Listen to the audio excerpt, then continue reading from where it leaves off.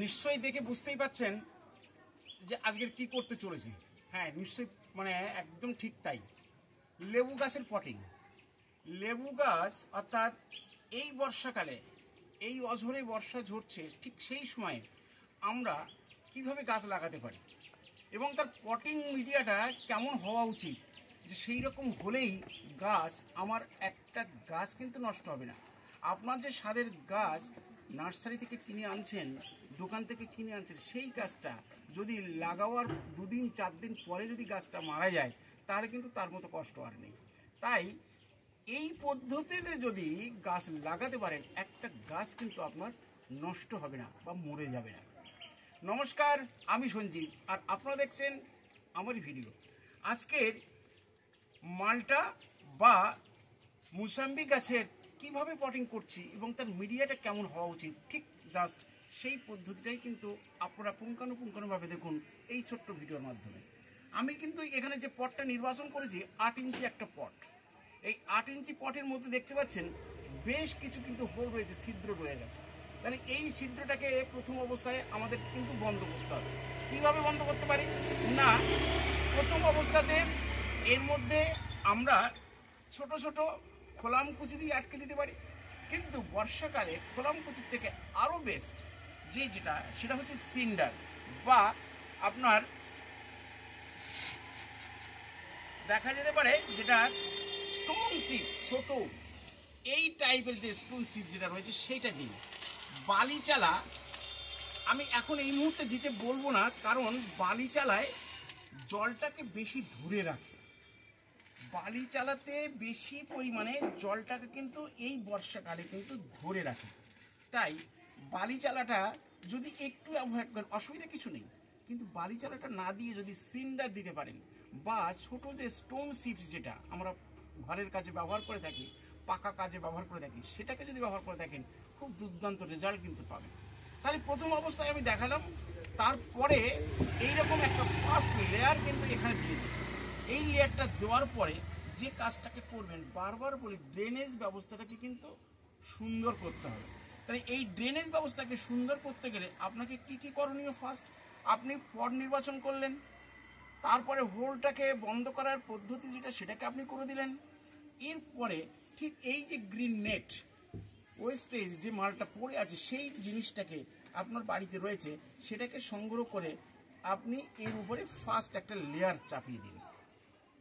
তৈরি হয়ে গেল ড্রেনেজ ব্যবস্থা একটা সুন্দর। যতই বর্ষা হোক না কেন, মাটি যতই থাকুক না কেন, আপনার কিন্তু জল কিন্তু এর মধ্যে থাকবে না। আপনার একদম টইটুম্বুর হয়ে গেল জলে, 1 ঘন্টা থেকে আধ ঘন্টার মধ্যেই আপনার দেখবেন যে জলটা সম্পূর্ণ নিকাশ হয়ে গেছে। তাহলে এটা গেল সুন্দর আপনার পট নির্বাচন এবং পটিং মিডিয়া, ফার্স্ট মিডিয়া আপনার তৈরি হয়ে গেল। এইবার আসুক মাটি। মাটি কিন্তু দুরকম পদ্ধতিতে আপনি কিন্তু এখন গাছ বসাতে পারেন। একটা হচ্ছে আপনার দীর্ঘদিনের মাটি তৈরি করা আছে, যেমন এই মাটিটা দেখুন, আমার তৈরি করা থাকে প্রায় বস্তায়। দেখুন মাটির কোয়ালিটিটা দেখুন, এর মধ্যে সব রকম সার মিশ্রিত মাটি, প্রায় 6 থেকে 8 মাস হয়ে গেল মাটিটাকে তৈরি করা হয়েছে। তাই এই মাটি দিয়ে আমি কিন্তু গাছ বসাতে পারি। এখন যাদের নেই তারা কি করবেন, তাহলে এইরকম মাটি, প্লেন গার্ডেন সয়েল মাটি আপনি নিয়ে নিন। এই গার্ডেন সয়েল এরকম সুন্দর একটা ঝুরঝুরে অর্ধেক ভিজা মাটি, ধরুন এখন বর্ষাকালে এইরকম মাটি আপনি নিয়ে নিন। তার সাথে নিয়ে নিন কাউডাং নিয়ে নিন, বা আপনার ভার্মি কম্পোস্ট নিয়ে নিন। এটাকে নিয়ে, অর্থাৎ কতটা নেবেন, ধরুন এই যে পটটা নিলেন, এই পটের মাটি দেবেন এই অর্ধেক পরিমাণ, অর্থাৎ উপরের 1 থেকে 1.5 ইঞ্চি আপনার ফাঁকা থাকবে, গ্যাপ থাকবে। তারপরে ধরুন এর মধ্যে মাটি রয়েছে, তাহলে এই মাটিটাও থাকবে। তাহলে সেই রকম পরিমাণে আপনি ধরুন মাটি নিলেন, যদি 1 টব মাটি নেন, আর অর্ধেক পরিমাণে আপনার কাউডাং কম্পোস্ট নিন বা ভার্মি কম্পোস্ট নিন। তাহলে 1 টব মাটির সাথে হাফ টব, অর্ধেক পরিমাণে কাউডাং বা গোবর কম্পোস্ট আপনি মিশিয়ে নিলেন। এইবার বর্ষাকাল যেহেতু, সেই হিসাবে মাটি বা গোবর সার বা আপনার ভার্মি কম্পোস্ট, এতে কিন্তু ফাঙ্গাস লাগার প্রবণতাটা বেশি থাকে। তাই আমাদের মাটির প্রোটেকশনটা কিন্তু আমাকে নিতে হবে।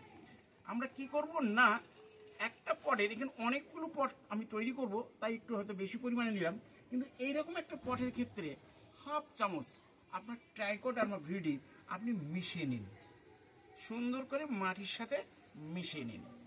জাস্ট এই মাটিটাকে মিশানো হয়ে গেল। এইরকমভাবে মাটিটাকে আপনি তৈরি করে নিলেন। দেখুন মাটির সাথে মিশানো হয়ে গেছে।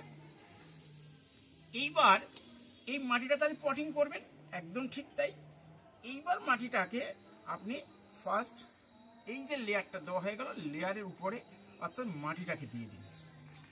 দেখুন এই যে মাটিটা দিলাম, এইবার এই মাটিটা উপরে যে নেটটা দেওয়া রয়েছে নিচে, মাটিটা গলে কিন্তু যাবে না, গাছের শিকড় কিন্তু নিচ বরাবর চলে যাবে, নিচের ছিদ্র দিয়ে বেরিয়ে যাবে, কিন্তু মাটিটা কিন্তু ওর সাথে মিশবে না, অর্থাৎ ড্রেনেজ ব্যবস্থা কিন্তু একটা সুন্দরভাবে থাকলো।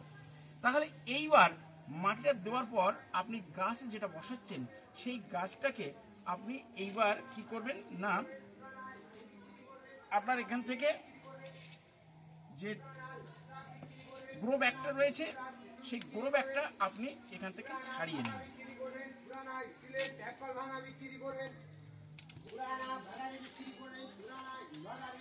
দেখুন বর্ষাকালে যখন আপনি গাছ কিনবেন, প্রত্যেকটা গাছ আশা করি এইরকম ধরনের কিন্তু রুট স্ট্রাকচার কিন্তু আপনার থাকবে, অর্থাৎ রুটের একটা সুন্দর পরিবেশ কিন্তু তৈরি করবে, যার জন্য গাছটা কিন্তু এইরকম সুন্দরভাবে চেহারা কিন্তু তৈরি হয়ে গেছে। তাহলে এই রুটযুক্ত গাছ, সুন্দর গাছ আপনি বসাবেন। ঠিক দেখুন মাটির পরিমাণটা কিন্তু দেওয়া রয়েছে ঠিক পরিমাণ, কারণ এই যে অংশটা এই পর্যন্ত যেহেতু মাটি দেবো, তার মানে মাটিটা এই লেভেল পর্যন্ত আমার থাকবে। তাহলে এইরকম লেভেলে আপনি বসিয়ে দিন।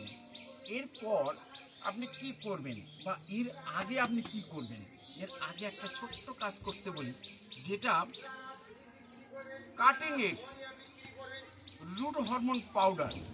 এই রুট হরমোন পাউডার একটু আপনি মাটির সাথে আপনি ছড়িয়ে দিন বা এর সাথে আপনি একটু দিয়ে দিন, তাহলে আপনার দেখবেন দ্রুত হারে আপনার কিন্তু রুট বেরোতে শুরু করবে। একটা গাছ কিন্তু আপনার নষ্ট হবে না, অর্থাৎ দ্রুত হারে রুট বের করার জন্য যেমন আমরা কাটিং এডস ব্যবহার করে থাকি, ছোট ছোট ডাল কেটে নিয়ে বা গ্রাফটিং করার সময় বা অন্যান্য গাছের ব্লক গাছ বা অন্য গাছের রুট বের করার জন্য যে রুট হরমোন যেটা কাটিং এডস ব্যবহার করে থাকি, এখানেই যদি সামান্য পরিমাণ আপনি দিয়ে এই গাছটাকে যদি প্রতিস্থাপন করেন, তাহলে কিন্তু দেখবেন দুর্দান্ত রেজাল্ট কিন্তু আপনি পেয়ে গেলেন। তাহলে এগুলো সব কিছু আমার দেওয়া হয়ে গেল। এরপরে এইবার কাজটা কি, এর কাজটা হচ্ছে চারিধারে সুন্দর করে আপনি মাটি দিয়ে দিন। মাটিটা যখন দেবেন খেয়াল রাখবেন যেন কোনো গ্যাপ না থাকে।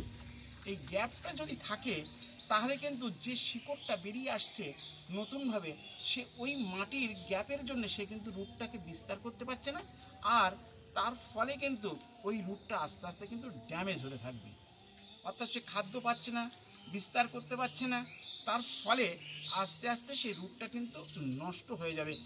তাই গ্যাপটাকে কিন্তু আপনাকে পরিপূর্ণ করে দিতে হবে। আর কি হয়, ওর মধ্যে যে বাষ্পটা থাকে, এই বাষ্পর ফলে জল জমে ওখানে কিন্তু আপনার ফাঙ্গাস লাগার ভয়টা কিন্তু থাকে।